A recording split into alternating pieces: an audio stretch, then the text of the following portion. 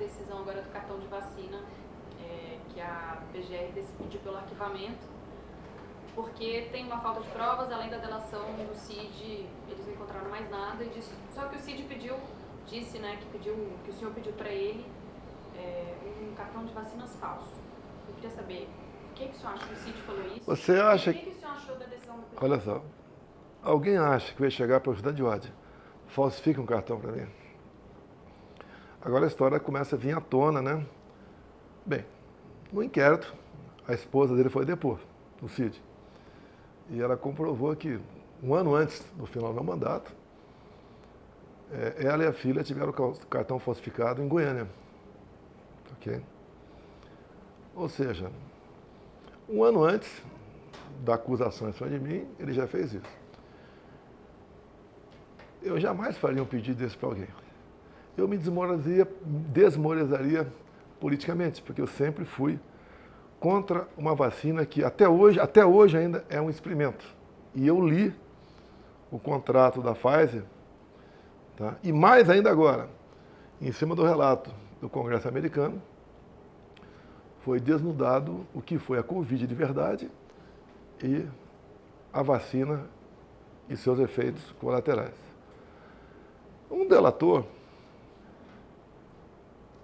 para seguir a regra, ele tem que ser espontâneo, falar a verdade e ter provas.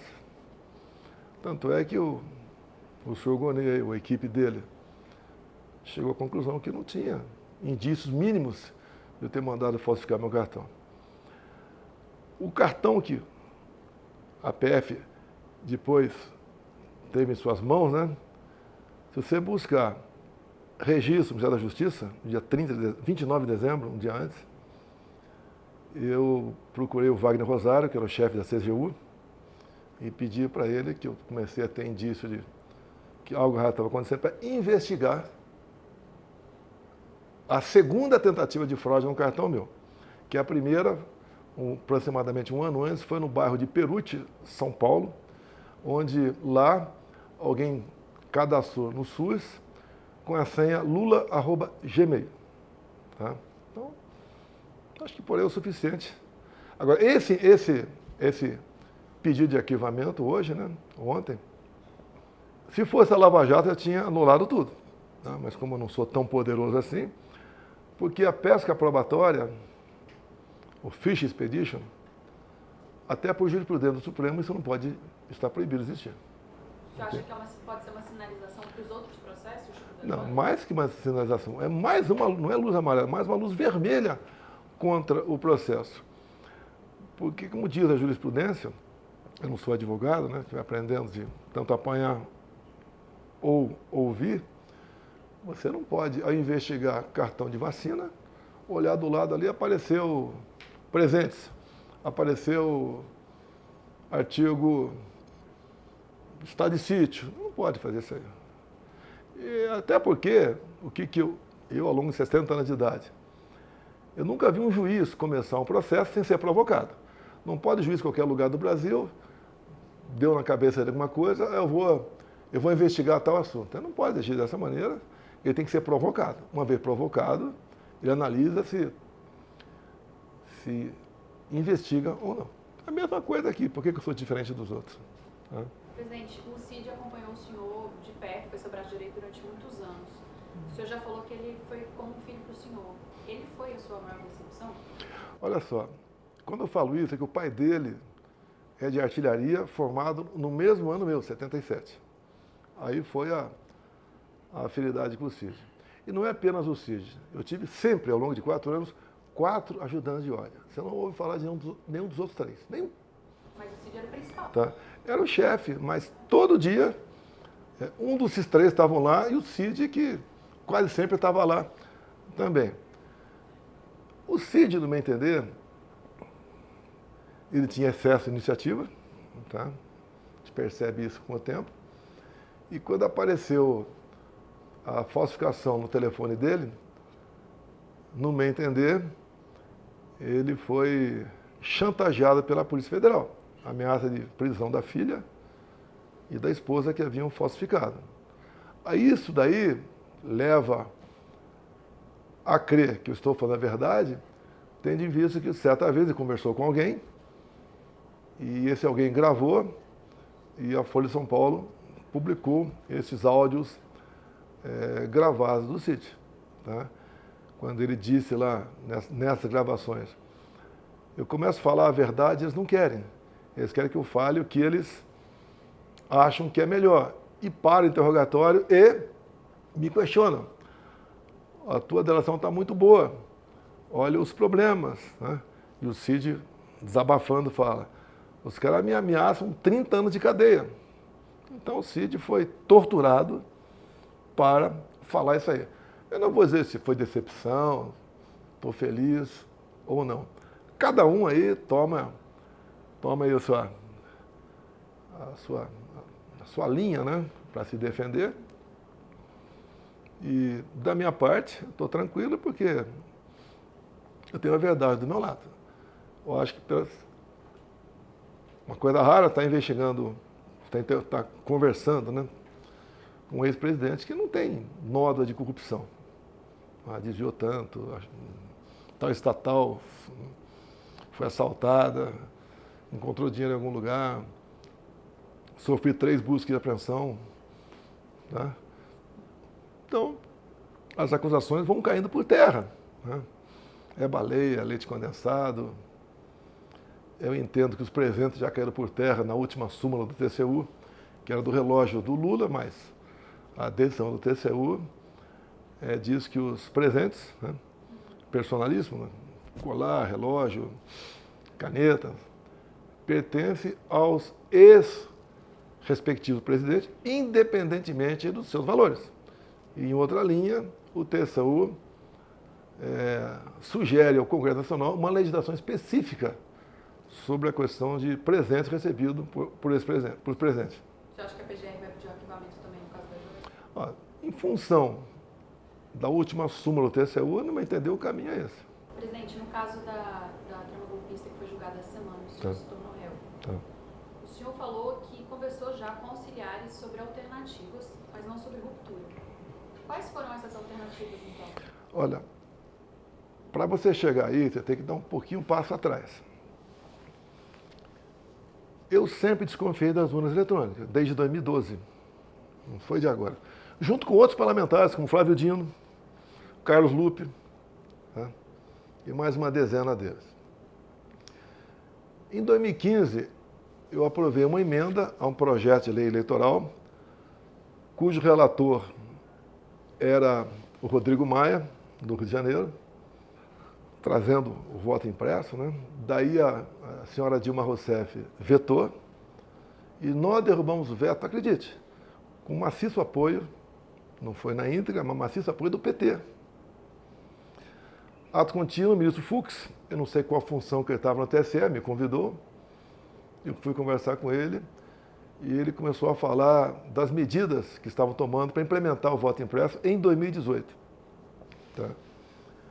Eu fiquei feliz, obviamente. Ele falou, só podemos, dada uma situação financeira e tempo, fazer com que 5% das sessões tenham voto impresso. Ele mesmo elogiou o voto impresso. E eu fiz um pedido para ele, né? Ministro, o senhor pode pulverizar as urnas pelo Brasil? Já está no planejamento nosso a pulverização. E eu vi lá umas urnas também, muito bonitas. Depois eu vi na televisão o próprio ministro Barroso e o ministro Gilmar Mendes mostrando como é que seria esse voto impresso ao lado da urna eletrônica, já com equipamento ali. Né? Coisa mais linda. Bem, logo depois, por 8-3, por provocação da senhora Rosa Weber, que estava na PGR, o voto impresso foi tido como inconstitucional. Okay? Então, tivemos 2018. Eleição em 2018 da forma antiga. O que aconteceu ao longo dos meus 4 anos não tem muito a ver com eleições, não. Mas, quando acabaram as eleições de 2018, na primeira semana do mês seguinte, novembro, a senhora Rosa Weber recebeu uma denúncia de fraude, tá?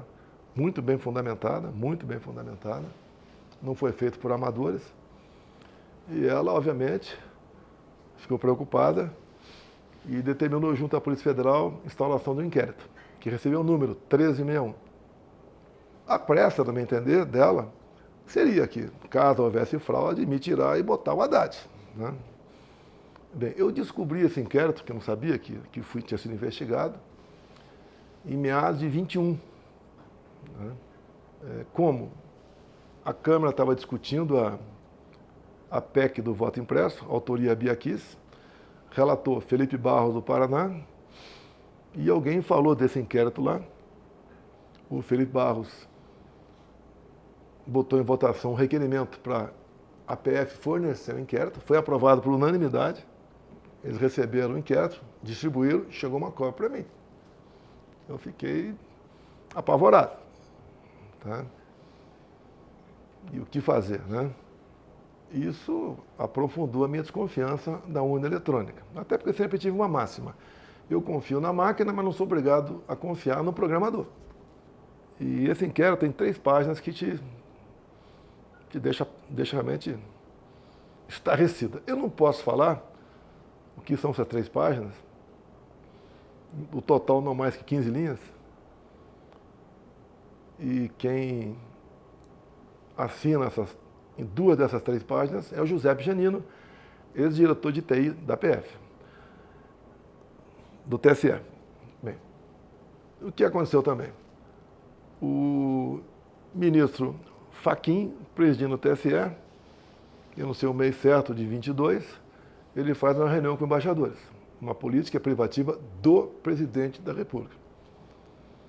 Lógico, fiquei sabendo do que aconteceu. O mais importante, ele praticamente apelou para os seus embaixadores, uns 60, que tão logo acabasse o resultado, tão logo o TSE apontasse o vencedor das eleições, vocês devem fazer gestões juntos aos seus respectivos chefes de Estado para reconhecer o vitorioso. Ué, não entendi, né? Porque sempre cabe, depois das eleições, até previsto em resoluções de lei que você pode recorrer. Mas ele fez questão de falar que acabou a eleição, o TSE mostrou, tem que reconhecer. Daí então eu pedi que preparasse uma reunião com embaixadores também. 2 meses depois, fiz a reunião. Dissequei o inquérito 1361. Lembro, convidei o ministro Fachin a participar dessa reunião, ou um representante dele, não foi ninguém no TSE. E eu dissequei então para os embaixadores o inquérito 1361. Ok? Até foi causa isso aí de uma inelegibilidade minha, por ter atacado o sistema eleitoral e espalhado fake news. Eu não ataquei nem espalhei nada. Eu mostrei o que estava dentro do inquérito. Logo acabou essa reunião minha, acho que foi no dia seguinte, se não me engano, teve uma live também. A live sei a data, 29 de julho de 21. Não. Tem uma live, tá? A data exata é aqui. O ministro presidente do TSE, Alexandre Moraes, classificou esse inquérito, que era ostensivo, em confidencial. Ou seja, linguagem popular, secreto. Tá? Obviamente, a partir daquele momento, eu não podia mais falar o que estava lá dentro. Tá? Se eu falar, os meus inquéritos confidenciais vazavam à vontade o que interessava para eles. Para mim, botar numa situação sempre complicada, né? Mas se eu vazar aqui, eu posso ser decretada minha prisão amanhã. Bem, você perguntou o quê para eu concluir aqui? Eu perguntei, o senhor falou que conversou com auxiliares sobre alternativas. Tá, vamos lá. Quais são as alternativas? Acabaram as eleições de 22. Eu não esperava aquele resultado. Tanto é apenas uma coincidência, né? Naquele tal vídeo da reunião do golpe, que tinha umas 30 pessoas com plaquinha na frente, né? Golpe com 30 plaquinhas na frente. Eu, no momento, apelo para os ministros, né? Cada um mostrar o seu serviço, porque não adianta eu ter 70% dos votos na urna, porque iriam aparecer apenas 49%. Por coincidência, eu acertei. Tá? Bem, então, acabaram as eleições. O que nós fizemos? Em novembro de 22. A gente queria questionar de uma forma crescente o TSE, porque faz parte da regra do jogo. Em 2014, o Aécio Neves fez isso, até fez uma auditoria externa com o seu partido para ver o que aconteceu o que acontecia nas urnas eletrônicas e o parecer final da auditoria foi que as urnas eram inauditáveis. Então nós entramos com a petição. No dia seguinte, o senhor Alexandre Moraes mandou arquivar e nos deu uma multa de 22 milhões de reais. Eu nunca vi uma advogada, a primeira vez que vai peticionar uma ação, tá? Tudo bem. Nós reunimos aqui, naquela época eu podia falar com o Valdemar, reunimos. Qual é a conclusão? Se a gente recorresse, a multa podia passar para 200 milhões, ou podia até ter o registro cassado do partido. O que pode fazer? Se eu não vou recorrer à Justiça Eleitoral, pode ir para onde? Eu sempre falei em 4 linhas da Constituição, e assim eu agi ao longo do mandato. Você deve se lembrar, toda semana eu tinha uma ação do Supremo em cima de mim, ao longo dos 4 anos de mandato. Eu conversei com umas pessoas, dentro das 4 linhas que vocês estão cansados de falar, o que a gente pode fazer? Daí foi olhado lá, sítio, defesa, 142, intervenção. Essas foram as possibilidades aventadas. Então, O que a gente podia fazer legalmente, tá? Não foi decisão. E daí falou-se estado de sítio, estado de defesa, reuni 2 vezes com os comandantes militares, né, com as outras pessoas perdidas por ali, mas nada com muita profundidade, porque quando você perde a eleição, você fica um peixe fora d'água. Metade do seu ministério, você tem que tomar cuidado para conversar com os caras, né? E também eles querem voltar à normalidade da vida deles, você não pode botar pressão em cima deles. E daí, entrando no processo, né, até no depoimento do comandante do Exército, ele fala que foi discutida possibilidades de dispositivos constitucionais. Qual o problema? Nenhum. Ele fala da minuta do golpe especificamente. Mas quando você fala em minuta de golpe, a da casa do Anderson, agora tem que perguntar para você. Ele fala, e depois ele fala que foi editado. Inclusive depois Tá, tudo bem. Então o que acontece? Pediu para editar e tirar. Eu tive acesso à minuta da carta do Anderson. Você vê um parágrafo, fala ali intervenção no TSE. O resto, 2 páginas, cópia da nossa Constituição. E o que é estado de defesa do sítio. Né? Então foi conversado rapidamente, chegando à conclusão que não podia ir para frente, que poderíamos até ter razão no que nós conversamos, tá? Mas não iria para frente e estava encerrado o negócio. O senhor falou de 142 também foi discutido? Não. De passagem, talvez alguém tenha falado lá, porque todos os dispositivos constitucionais foram, até tudo, intervenção federal, tudo foi colocado na mesa ali, dispositivos constitucionais, mas nada além disso aí. Agora, o PGR foi para o final, se não me engano, para estado de sítio, estado de defesa. Estado de defesa, ou sítio, o primeiro passo é convocar os conselhos da República da Defesa. Isso não foi convocado, então não houve nem cogitação de nada. Se eu não convoquei estado de defesa e sítio, não se pode falar em assinar um decreto. O decreto do estado de defesa só pode ser assinado depois que você ouvir os conselhos, daí você assina o decreto e a Câmara tem um prazo, o Congresso, para dizer se procede ou não. E, mesmo assim, na mensagem do decreto tem que ter exposição de motivos, bem fundamentada. Sem fundamentação, né, ou com certas divagações, o presidente está em curso em crime de responsabilidade. Então, quando a gente analisou isso aí, esquece. Por que o senhor, então, não assinou esse decreto? Não, mas antes de assinar um decreto, eu tinha que ouvir os conselhos, seguir o ritmo. Em 7 de setembro de 2021, tá. o senhor foi no ato, o senhor chegou a mencionar que chamaria o Conselho da República. Isso já era uma coisa que estava na cabeça do senhor desde 2021? Não, quero saber quando eu falei. Se eu falei, não tem crime nenhum nisso aí, mas não estou lembrado quando, porventura, eu falei isso aí. Olha só, eu chamei os conselhos da Defesa da República no início de 2019. A gente queria construir a União de Tucuruí, porque ONGs, entre outras coisas, impediam a gente de fazer a União e Roraima era um estado que estava isolado do Sistema Nacional de Interligado de Energia Elétrica. Foi a vez que eu convoquei, ia mandar mensagem do Estado de Defesa para o Congresso, onde apareceu uma alternativa no meio do caminho e tudo bem. Até eu lembro que o Rodrigo Maia ficou muito preocupado com essa possibilidade, né? O outro presidente, Alcolumbre, é possível fazer, vamos fazer, né? Mas a gente estava falando do Freire. Por que, que o senhor discutiu essas alternativas com os militares? Olha, você tem que discutir com várias pessoas. Eu tenho muita confiança nos militares. Tá, ok? Não tem problema nenhum se conversar. Na verdade, com o ministro da Defesa. Depois, na segunda reunião, que apareceu os caras lá. Tá? Existe algo fundamentado, concretamente, para a gente buscar uma alternativa, Estado de Defesa, sítio, seja qualquer outro dispositivo constitucional, chega à conclusão que, mesmo que tivesse, não vai prosseguir. Então, esquece. Ponto final.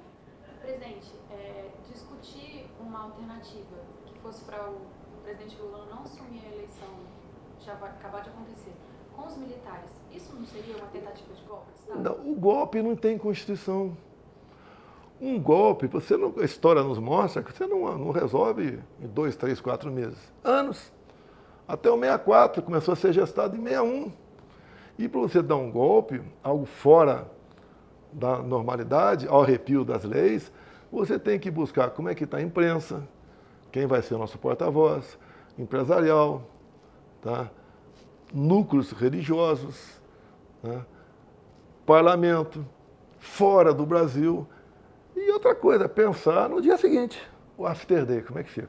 Como é que fica o mundo perante você? Então foi descartado logo de cara. Ponto final. Foi descartado porque o Freire Gomes não deu apoio a essa Ninguém não pedia apoio para ninguém. Pergunta para o Freire Gomes se em algum momento eu falei golpe para ele ou algo fora das 4 linhas. Ele vai responder que não. O Batista Júnior, que estava tremendo de medo, que falou que o Freire Gomes havia falado para mim que eu ia ser preso. Se você quer dar golpe, eu troco o ministro da Defesa, troco o comandante de força, boto um pessoal disposto a sair fora das 4 linhas, mas isso não passou pela cabeça. Ponto final. Eu não sei por que essa história toda de conspiração, golpe. Se estivesse conspirando, o nome das pessoas que entrassem no Alvorada não ficariam registrados em lugar nenhum. É simples o negócio. Você não dá golpe à luz do dia. Você vai criando um fato, uma oportunidade, ou como o Lula diz, né? Vai depender da nossa narrativa para o Bolsonaro não voltar. O Lula que diz isso aí. Nós temos que construir essa narrativa. Então, isso que obviamente, a não eleição nossa nos pegou de surpresa, não esperava. O que nós fizemos pelo Brasil. Agora, o TSE, é bom você saber, é bom você publicar, o TSE tomou providências contra Jair Bolsonaro, o candidato. Por exemplo, eu não podia postar imagem do Lula defendendo o aborto. O Lula defendendo o roubo de celular para tomar uma cervejinha. Eu não podia botar na TV o Lula com o CPX na cabeça depois de ele ir lá no Morro do Alemão. Foi conversar com o líder comunitário. Mas líder comunitário só é eleito com a mão do tráfico local. Vou continuar. Peraí, já que está gravando, vamos continuar aí. Não vai sair fácil daqui, não. Eu não tenho tempo. Eu não podia botar imagem do 7 de setembro, que eu vou chegar no mais grave ainda. Imagens de eu no cortejo da Rainha Elizabeth. Eu na ONU. O Lula se reunindo com ditadores do mundo todo, entre eles Ahmadinejad, né? Lá do Irã, entre tantos e tantos outros. Não podia fazer nada. E o TSE ainda providenciou uma campanha para que menores de 16, 17 anos pudessem retirar o título. O TSE fez isso. E por que fez isso? Porque essa faixa etária, majoritariamente, 3/4, votam no PT. E foram 4 milhões de jovens. Só aí 2 milhões de votos para o Lula. Mais ainda, a lei eleitoral, para ter eficácia, tem que ser promulgada ou sancionada, né? Um ano antes. As resoluções, 6 meses antes. Entre o primeiro e o segundo turno das eleições, o TSE baixou uma regulamentação. Você deve lembrar da ministra Rosa Weber. Olha, eu sou contra a censura, mas um momento excepcionalíssimo. E só vai valer essa resolução um dia após o término das eleições. Ele fez tudo isso, Alexandre de Moraes. Ao longo disso tudo, se alguém botasse um outdoor dentro dos padrões, né, na sua propriedade, o TSE ia lá e tirava, mandava tirar e multava. Se você envelopasse o teu carro com as cores da bandeira, você era intimado a retirar aquilo lá. Teve um cara pelo Brasil que começou a vender um produto dele a R$22. Foi processado. Tá? Então, isso tudo pesou na balança contra mim. E o Lula podia falar tudo, que eu era genocida, homofóbico, racista, tudo. Tá? E na reta final ainda, nós perdemos 1,5 milhão de inserções em um programa de rádio, onde o PT massificava que eu queria acabar com os direitos trabalhistas. Você não vai ter mais 13º, não vai ter mais fundo de garantia. E eu não aparecia rebatendo, ou nem falando nada, porque tiraram o TSE, alguma coisa aconteceu. Nunca deu uma zebra para o lado de cá, sempre deu para o lado de cá. E você vê, por ocasião da diplomação do Lula, passou o Benedito, né? Falou para o ministro Alexandre, missão dada é missão cumprida. Imagine se eu tivesse ganho eleições e alguém tivesse falado isso, a dor de cabeça que nascer. Mas aí, no dado momento lá, nessa mesma sessão, o TSE, o Alexandre Moraes faz um gesto de cortar o pescoço. Imagine se um kid preto, né, que tinha alguns kids que trabalhavam comigo lá, tinha pé preto também, não só kid preto, tinha pé preto, tinha um montão de gente lá, tinha muitos militares, tivesse feito um gesto disso aí. E depois eu vi a satisfação com que o Lula foi recebido no Supremo Tribunal Federal, todo mundo viu. Então isso tudo aconteceu contra a minha pessoa, sem falar que em grande parte da mídia, né, massacrava também e fazia acordo com o TSE, fazendo basicamente uma campanha contra, queriam ou fora. Eu acho que não é o direito da imprensa fazer isso aí, a imprensa tem que ser imparcial, mas isso é coisa passada, vamos para frente. Mais ainda, peraí, agora falta, peraí, vamos lá. Dia 2 de novembro de 22, no Alvorada, tinha muita gente de vocês lá. Antes de começar a falar, eu ainda vou sentir saudades da gente. Né? E falei que quem nós éramos, né? Basicamente joguei a toalha, ali joguei a toalha. Falei que nós somos diferentes da esquerda, vamos buscar normalidade, não vamos invadir patrimônio público, está bem claro isso aí, está no YouTube aí. No meio do caminho, houve um pedido para nomear os comandantes do Lula, nomeei 2 comandantes militares do Lula. Como é que eu vou dar golpe se eu estou nomeando militar do Lula? Né? Teve conversando comigo, sim, o escolhido do ministro da Defesa, o Zé Múcio, bati um papo com ele. Queria também melhor acesso aos comandos militares, liguei para todos eles, abriram completamente as portas. O Ciro Nogueira foi o encarregado de fazer a transição. Ninguém reclamou da gente, ninguém reclamou da gente. No dia 30 de dezembro, antes de eu partir para os Estados Unidos, fiz uma live, está à disposição a live aí, onde eu falo, olha, o mundo vai acabar dia 1º. Hoje são 30 de dezembro. Nós viemos para ficar. Nós vamos voltar.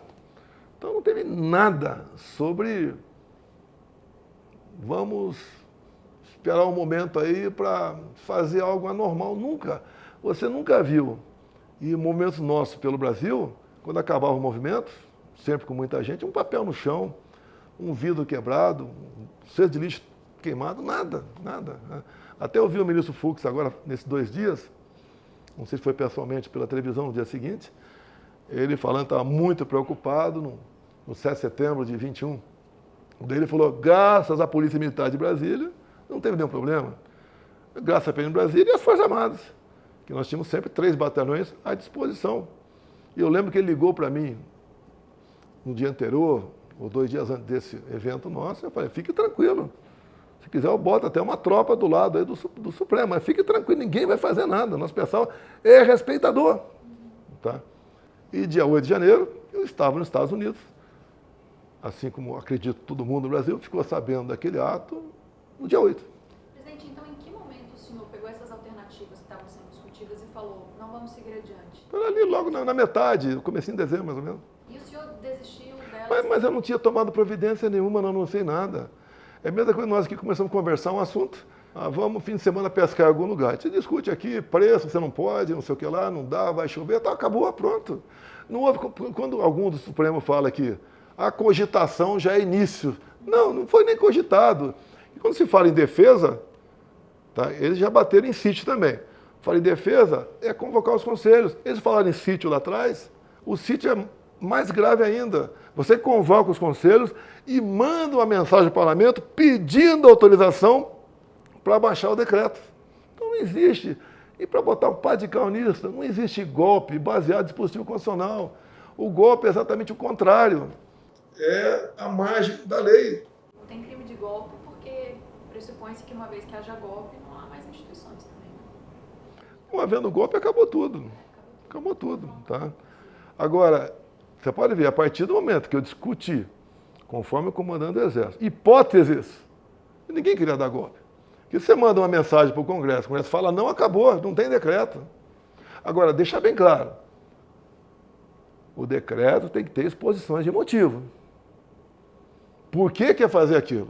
Não é essa minuta do Anderson, que estava no apartamento do Anderson, que inclusive o Dino perguntou, eu não sei que dia foi, se primeiro ou segundo dia, e foi no primeiro dia, até que o advogado respondeu. Essa minuta já estava na internet um ano antes, já estava rodando na internet. E é ridículo falar aquilo de minuta de qualquer coisa, não é minuta de nada. Aquilo é um papel que se chegasse ao meu conhecimento, o destino era na hora, sexta sessão, lixo. Presidente, o senhor se arrepende de não ter reconhecido firmemente o resultado das urnas em 2022? Não, não me arrependo. Por quê? Tá? Eu tinha meus questionamentos. Todo candidato faz isso quando ele vislumbra qualquer possibilidade. Um dos questionamentos que eu ia fazer era a resolução de meados de outubro de 22. Então eu fui violentado nos meus direitos, até constitucionais, de ponderar sobre alguma coisa. Agora, eu jamais passaria a faixa para ele também, mesmo que ele tivesse dúvidas de nada. Eu não passaria a faixa pelo que ele representou, pelo que ele foi no Brasil ao longo de toda a sua vida progresso, que eu acompanhei, CPIs, CPMIs dentro da Câmara, Mensalão, Petrolão, tá? Acompanhei tudo isso aí. E sobre essas outras alternativas que o senhor discutiu, que foram levantadas, o 142, o estado de sítio, o senhor se arrepende de ter discutido essas alternativas que levaram hoje, o senhor está sendo... Não, mas isso daí é uma orquestração. É uma história contada pelaquela parte da Polícia Federal vinculada ao senhor Alexandre de Moraes, que você também não tem dúvida, sobre quando o juiz Vieira conversa com o Tagliaferro e teve um problema lá que ele não achou indícios contra um órgão de imprensa e o juiz falou, seja criativo. Então você não pode ignorar nenhum artigo desse negócio aqui. Aqui é a minha Bíblia, aqui é onde eu recorro, onde eu tenho um problema, eu recorro a isso aqui. Agora, se não se pode falar estado de defesa, estado de sítio, se revoga isso aqui. Pronto. Agora, não pode, quando alguém fala sobre esse assunto, como uma outra pessoa tem uma opinião contrária, passou a ser golpe. Até quando se fala em artigo 142, não é privativo do presidente da República. 142 pode ser usada por qualquer um dos chefes dos três poderes. Mas 142 foi de passagem. Passagem. Ninguém... Não. O pessoal acha que o Braga Neto ou o Jean Mário, são os dois generais, tinham alguma ascendência sobre o meu poder decisório. O Mário mal conversava com ele, no Jornal de Brigada da Reserva. O Braga Neto, colega nosso, tranquilo ali. E, no mais, tem aí 3 ou 4 majores, tenente-coronel da ativa, que não representam muita coisa no corpo do Exército Brasileiro, que eu não lembro, a maioria, ou quase todos, nem me lembro de um dia ter conversado com eles. O Mário conversava de vez em quando. Eu conheci o Mário numa viagem minha a Goiânia, né, que ele comandava lá uma brigada lá. Depois veio trabalhar com o Ramos, auxiliando o Ramos. Então ele não era nem ministro, estava abaixo do Ramos. Presidente, os crimes pelos quais o senhor está sendo acusado, somados as penas chegam a mais de 40 anos. Bem. O senhor se vê preso? Como seria uma prisão do senhor? Olha só, o que acontece no momento? Não foi surpresa o acatamento da denúncia. Não foi surpresa. Agora é um momento que o Ministério Público não vai acusar apenas. Ele vai buscar provas do que foi feito. Por exemplo, uma das 5 crimes aí é o dano ao patrimônio. Ele vai ter que demonstrar que eu estava aqui em Brasília. Eu estava nos Estados Unidos, acho que ninguém tem dúvida disso. Tá? Ele fala que houve aqui uma tentativa armada.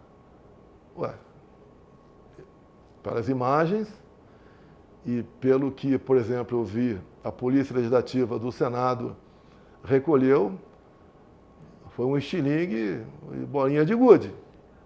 Agora eu vi o Dino, Flávio Dino, ministro do Supremo, falando ontem que como tinha alguns militares, e o militar tem poder, dorme com as armas, está de brincadeira, Flávio Dino. Primeiro, militar da reserva ou da ativa que tem direito a posse de arma aqui em Brasília. Andando por aqui, raramente um anda armado. Aqui tem segurança. Se fosse no Rio, também raramente anda armado, porque se for pego armado, vai morrer. Tá?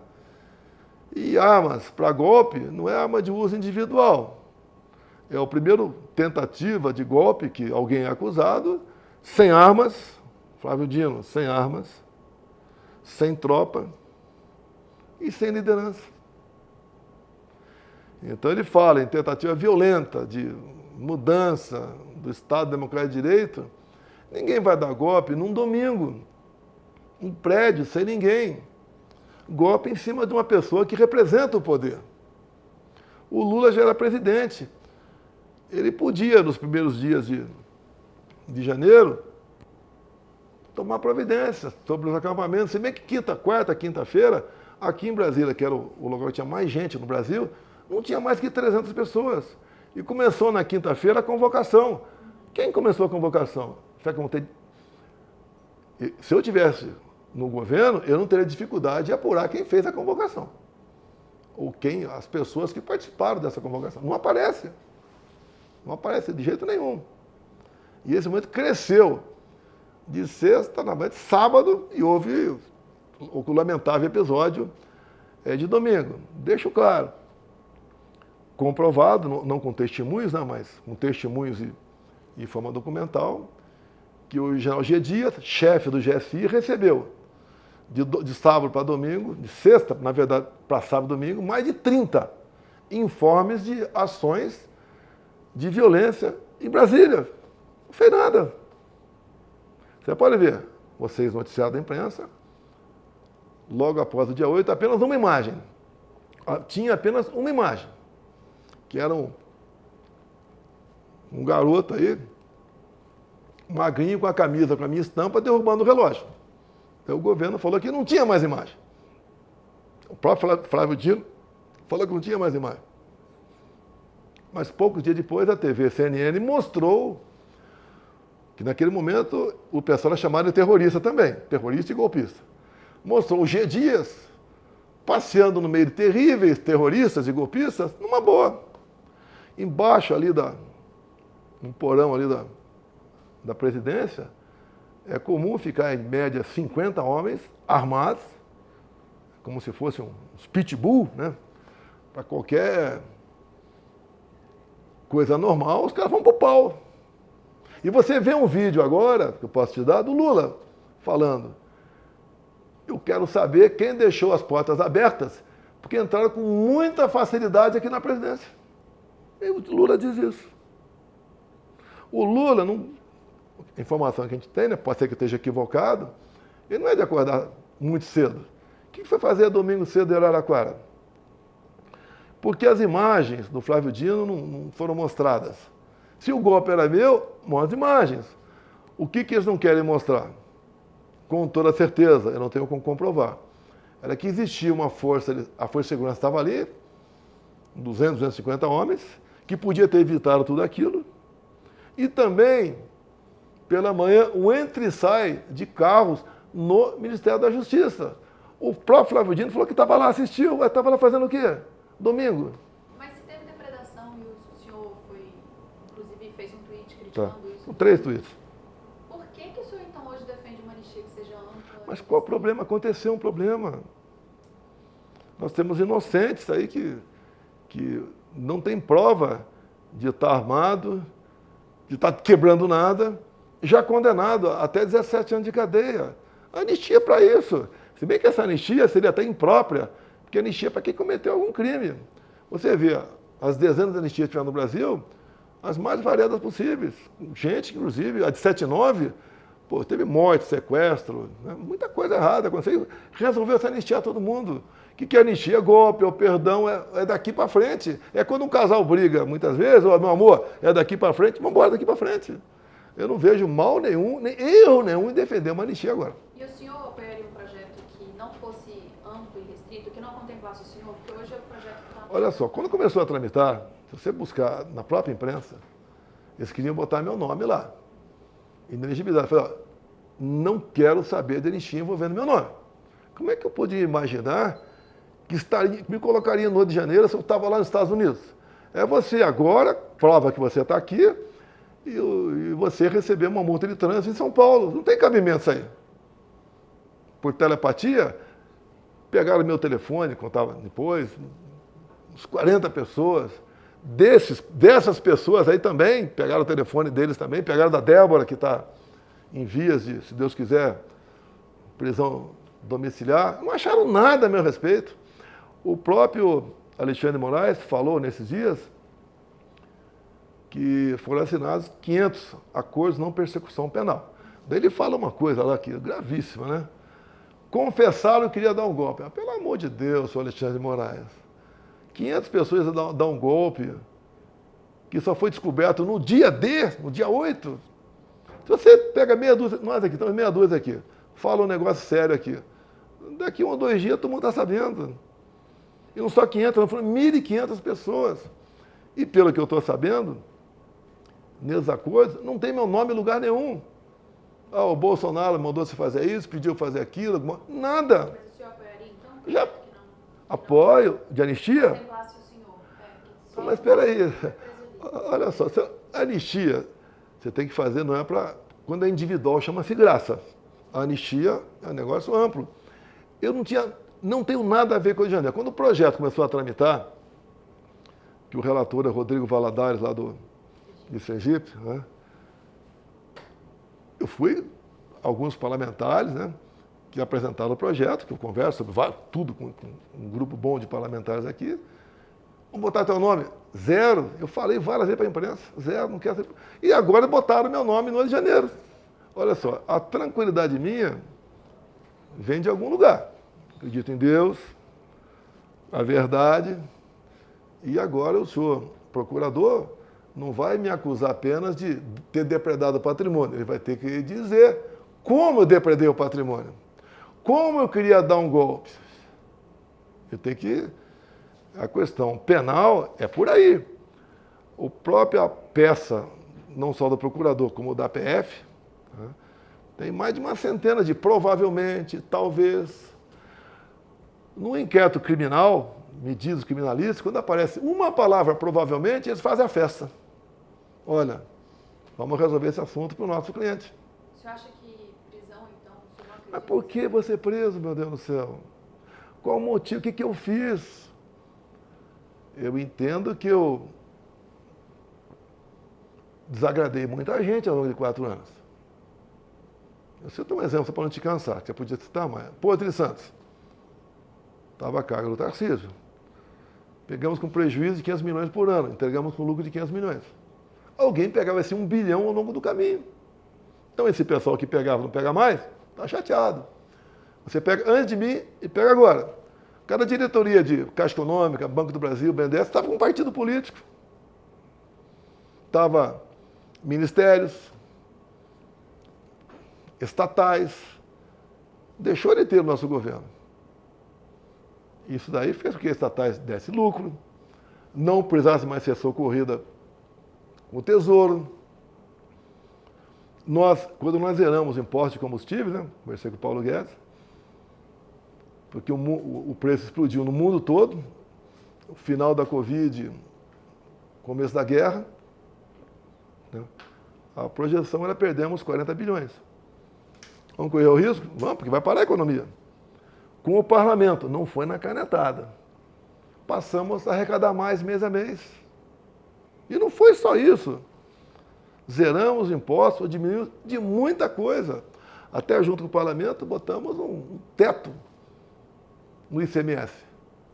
Tinha estado que cobrava 34% do ICMS e naquela época dava R$ 2,30 por litro de gasolina. Então a gasolina foi lá para baixo. E botamos na lei, se os estados deixarem de arrecadar no global de ICMS menos de 5% do previsto, o governo federal, bancava para eles. Nenhum estado deixou de arrecadar. Alguns arrecadaram um pouquinho menos, outros até um pouquinho mais. mas tivemos uma satisfação por parte da população. Nesse período de crise, por exemplo, o Paulo Guedes veio com a ideia de reindustrialização. Como? Ele falou, vamos começar com o IPI. Eu não entendo de economia. Eu sei fazer um pouco de integral, derivada, análise combinatória, né? Eu sei um pouco disso aí. E ele reduziu, por exemplo, em 1/3 o IPI de 4 mil produtos. É uma geladeira um pouco mais barata, um fogão, uma máquina de lavar, uma enceradeira. E quando o cara gasta menos numa geladeira, ele pode pegar aqueles R$50 a menos e comprar outra coisa. E na feira, por exemplo, o dinheiro vai rodar.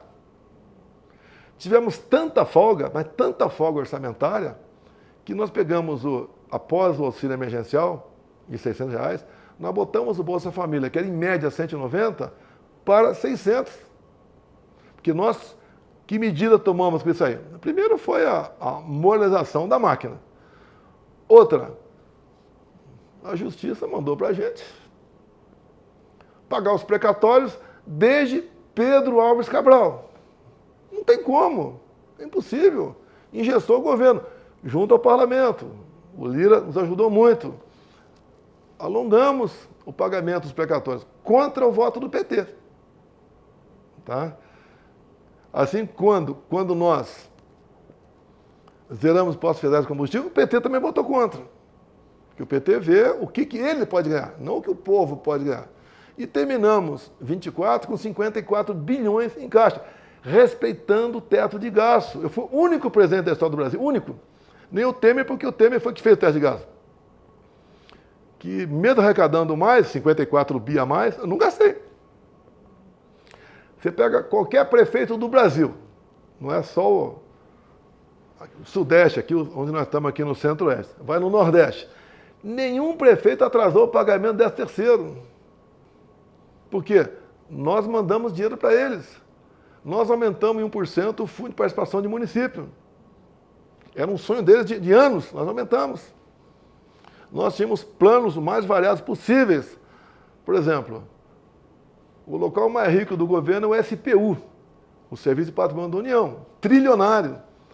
E tem imóveis, a tua cidade, com toda certeza, tem imóveis do governo que está lá dando prejuízo. Paulo Guedes, o que a gente pode fazer? A ideia é do Paulo Guedes, eu apenas entrava lá para dar um palpite lá. Olha, vamos começar a desfazer esses imóveis, vendendo, e seria mais ou menos o seguinte, 40% para a União, 30% para o Estado, 30% para o município.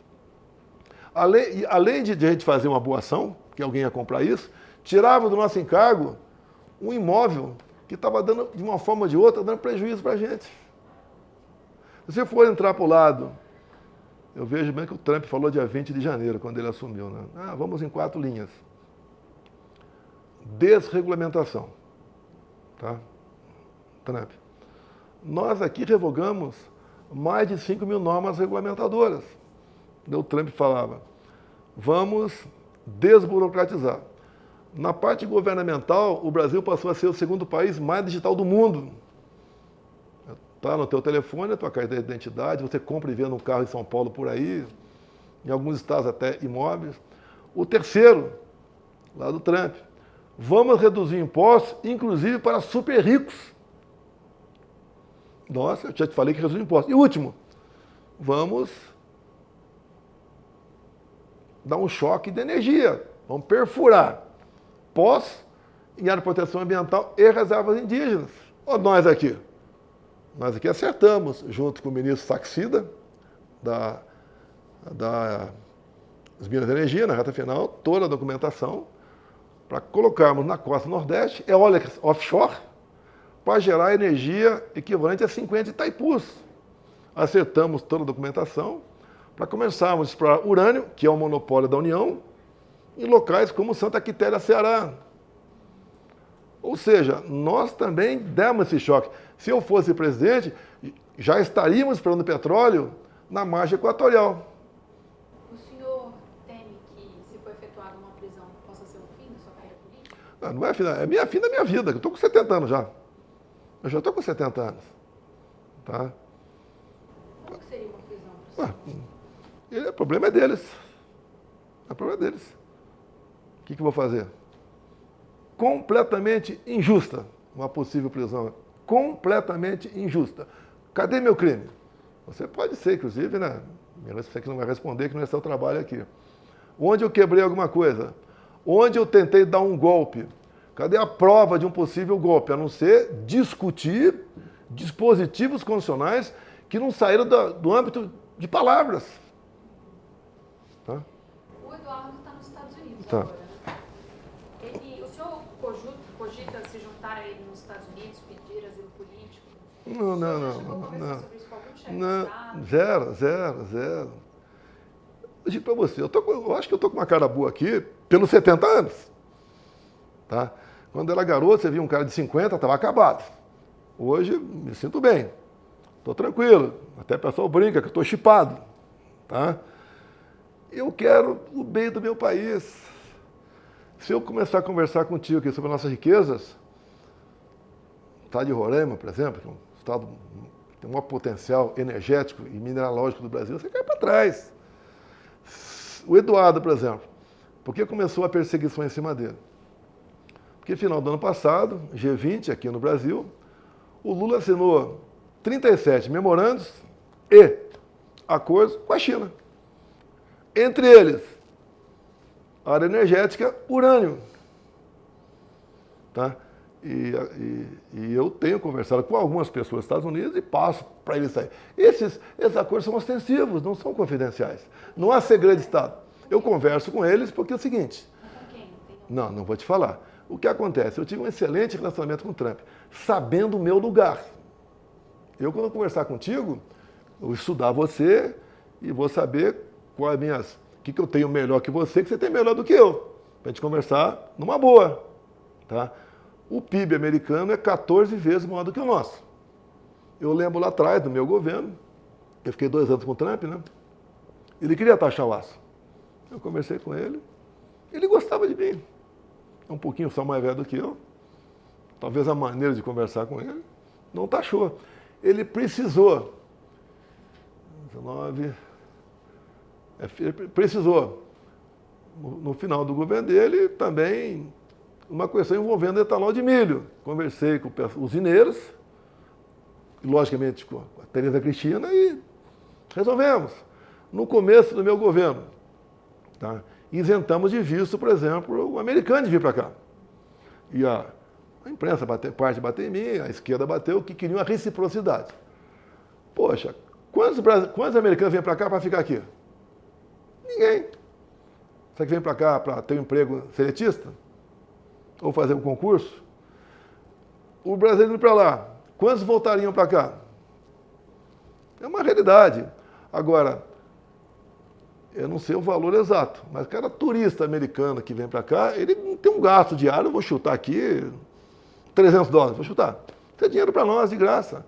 Quando ele agora revoga isso, a revogação entra em vigor nas próximas semanas, a gente perde receita. Agora ele revogou de australiano, de canadense e americano. Não revogou o japonês. Por que não revogou o japonês? Porque tinha uma viagem para o Japão, como está lá agora. Talvez, quando voltar de lá, ele revogue o visto para japonês. Presidente, não te incomoda ver a forma como os imigrantes brasileiros legais estão sendo tratados ou estão sendo devolvidos para o Brasil? O senhor que é próximo do Trump? Se você chegar na tua casa agora e tiver alguém dentro da tua casa, de forma ilegal, o que você faz com essa pessoa? Tudo bem. É a casa deles. Se você ler a lei de imigração, que foi votada, se não me engano, em 2016, 2017 no Brasil, você cai... Fazendo mais que chamar a polícia, né, presidente? Não, 16, 17, você cai para trás. Se aportar um navio de gente vindo de qualquer lugar do mundo no Porto de Santos, eles se autoproclamam exilados e vão ter mais direito do que você. Você tem que respeitar, inclusive, os costumes dele. Vamos supor que venha de um país onde é comum um homem namorar uma menina com 2 anos de idade. Você sabe que existe isso aí. Você vai aceitar isso aqui? Aqui é a nossa casa. Quem faz a regra somos nós. Aqui está cheio de venezuelanos. Eu não impedi a entrada de venezuelanos aqui. Eu podia ter fechado a fronteira lá em Pacaraima. Não fechei, por questão humanitária. E eu recebi uns 300 afegãos aqui, na guerra lá fora. E quando você vê, quando o americano sai de lá no governo Biden, o que os caras fazem com os que fizeram com os cristãos. Tinha família lá com 5 crianças, enforcava as crianças e deixava sua mãe viva para ser abusada. Mulher lá não tem valor nenhum, zero. E foi um pedido de gente da Justiça e evangélicos, e nós acolhemos aqui, vieram em Brasília, uns 300 afegãos. Agora, achar que eu devo lutar para Brasília ficar lá, não tem cabimento. Quem faz a regra dos Estados Unidos é o presidente americano e seu Congresso. O senhor chegou a mencionar uma vez o Eduardo como uma possibilidade para 2026, um eventual sucessor. Ele é Michele, o senhor mencionou. Ele lá nos Estados Unidos está descartado? Olha só, é um equívoco da sua parte, né? Eu estava nessa sala, sendo ouvido por uma colega sua da CNN, e dei uma pergunta semelhante. Eu falei, ó, fala nome, eu não vou lançar ninguém. Ele lançou Tarcísio, eu falei, Caiado, eu falei, Zema, eu falei, Michele, eu falei, Eduardo, eu falei. Vocês que lançaram esse nome, não foi eu. Simples. Eu não me vejo impedido de forma legal de disputar a eleição. Que as duas inelegibilidades, uma por se reunir com embaixadores, abuso de poder político. Não tem cabimento. É competência minha reunir com embaixadores e não de ninguém do TSE. A segunda, abuso de poder econômico. Quando acabou o 7 de setembro, eu deixei minha faixa na cadeira e fui para o carro de som do Silas Malafaia e falei, talvez 1 milhão de pessoas. Que abuso de poder econômico é esse? Qual é a estrutura do 7 de setembro que eu usei para isso? Nenhuma estrutura, nenhuma, zero. Mas, presidente, eu entendo o seu ponto. Mas hoje, pela lei eleitoral, o senhor está inelegível. O senhor não considera já anunciar um plano B? Não teme que isso possa eventualmente atrapalhar? Eu tenho o plano B. Bolsonaro. Tá?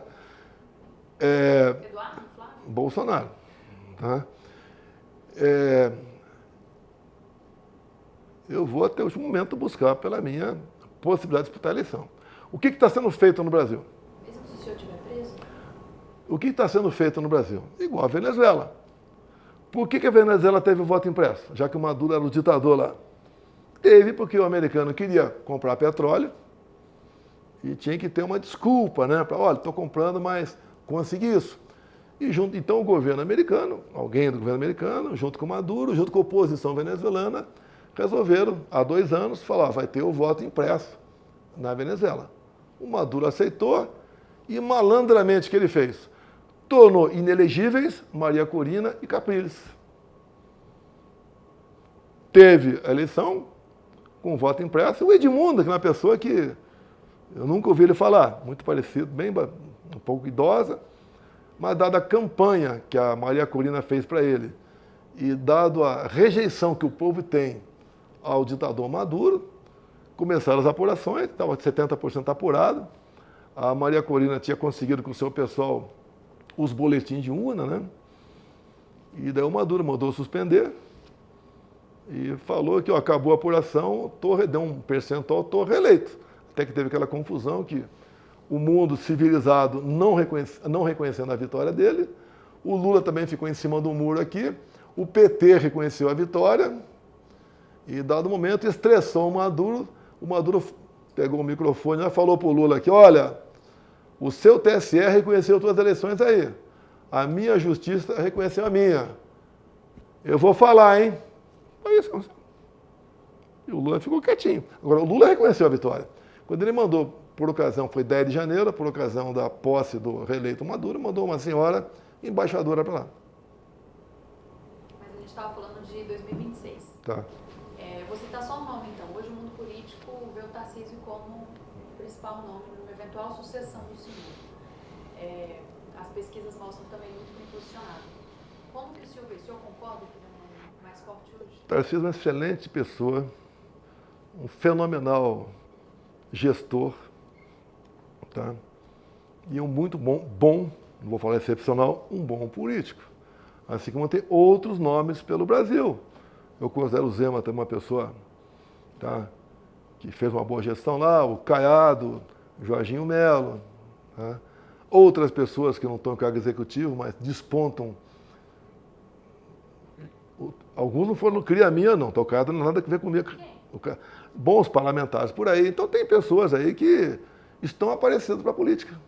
Eu fico feliz com isso. Agora, dentro do PL, devidamente autorizado pelo Valdemar da Costa Neto, o candidato sou eu. Até porque é uma injustiça.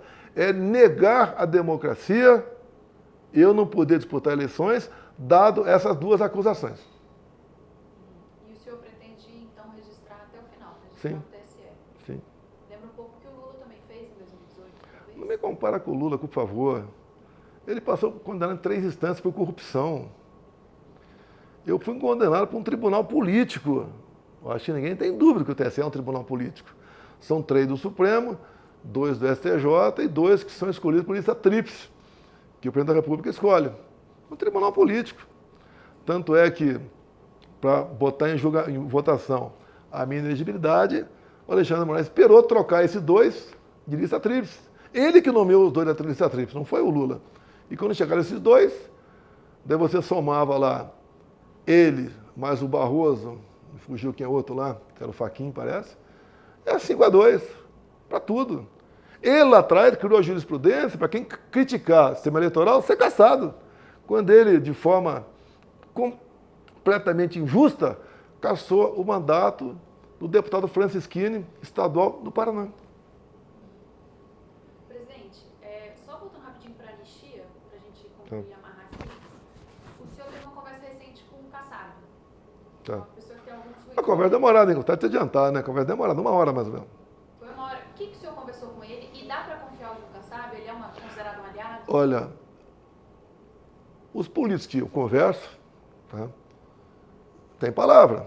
Qualquer político, o que faz ser fiador de alguma coisa é só a palavra. Conversei com várias coisas com ele, não é o caso eu conversar aqui. Uma das coisas que eu pedi foi a questão que ele analisasse a possibilidade da anistia. Ele falou que ia consultar a sua bancada, e se não me engano, 2 semanas depois, ele falou que seria favorável à anistia. E nesse período todo, eu acho que 10 dias depois, ficaram sabendo, eu conversei com ele, mas não vazou nada. Eu só falei depois que ele falou isso aí. Eu tenho conversa com muitos parlamentares, não só do PL, não. Converso com muita gente. Sente a temperatura, o que a gente pode fazer, o que não pode, então o que é melhor para o Brasil, o que não é. O senhor tem conversado com o Mota sobre a anistia? Já conversei com o Mota lá atrás sobre a anistia. A palavra dele é a seguinte, a palavra correta. Olha, eu compreendo a Câmara, qualquer assunto, mesmo que eu não goste, eu tenho que ouvir as lideranças. Se o equivalente, a maioria, quiser botar um assunto em pauta, eu vou colocar esse assunto em pauta. Nada mais do que isso. Não foi anistia especificamente. A anistia apareceu como qualquer proposta. Quiser discutir aqui uma proposta que interessa para Roraima, tá? Apesar de eu ser, meu título ser do Rio de Janeiro. Se a maioria aqui dos líderes quiser, a gente vai botar o projeto de Roraima em pauta. Essa é a resposta dele, é a resposta perfeita. Eu não posso, como vi alguns, eu vi até pela imprensa, né, que por ocasião das eleições, teria, que é pela imprensa, o PT não admitiria botar em pauta a votação de anistia. Agora, você não pode, ao dar apoio por um candidato, botar a faca no pescoço dele. Esse assunto, não. Nós sabemos que o dono da pauta é o respectivo presidente de cada casa. Acho que é isso. Tudo bem.